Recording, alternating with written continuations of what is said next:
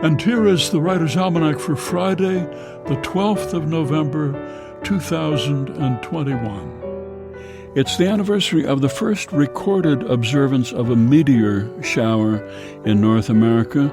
On this date, 1799, an American astronomer named Andrew Ellicott Douglas was on a ship off the Florida Keys when he wrote that the whole heaven appeared as if illuminated with skyrockets flying in an infinity of directions. It's the birthday of DeWitt Wallace, the founder of Reader's Digest, born in St. Paul, 1889. His father taught Greek and Old English at Macalester College, but the son rebelled against the father. He wanted to be a businessman and make money. He served in World War I in the Army. He was seriously wounded, and during his recovery, he read hundreds of magazines and realized that you could put out a magazine full of condensed articles from other magazines, and it would be a big hit. The first issue came out in February 1922. It's the birthday of Elizabeth Cady Stanton, Johnstown, New York, 1815, feminist, women's suffragist, who helped to organize the first women's rights convention in America, Seneca Falls, New York, 1848. Elizabeth Cady Stanton, who said, "The moment we begin to fear the opinions of others and hesitate to tell the truth that is in us and are silent when we should speak, the divine floods of light and life no longer flow into our souls." And it's the birthday of Tracy Kidder, born in New York, 1945. Started out as a fiction writer, but then decided he would rather write about real people. In the late 70s, spent 8 months living in the basement of Data General Corporation, watching engineers at work on a new microcomputer. The book, The Soul of a New Machine, was one of the first non-technical books about the computer industry. It won the Pulitzer Prize when it came out in 1981.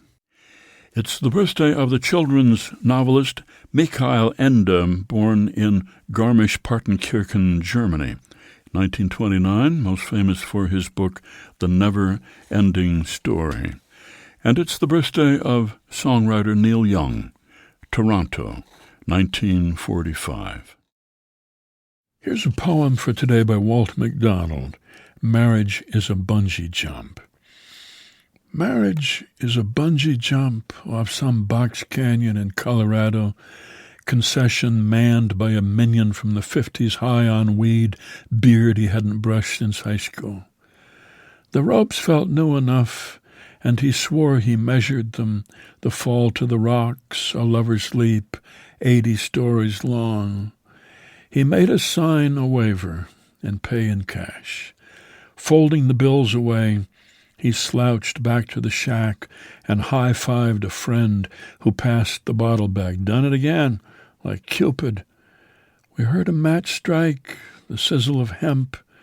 We checked the ropes, the stiff knots, tied by someone who flunked that lesson in Scouts.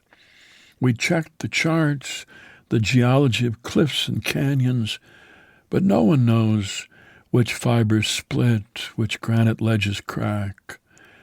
On the edge of hope for nothing we'd ever done, we tugged at the ropes, both ropes, blessing the stretch and strain with our bodies, a long time, falling to the pain uncertainly of stop.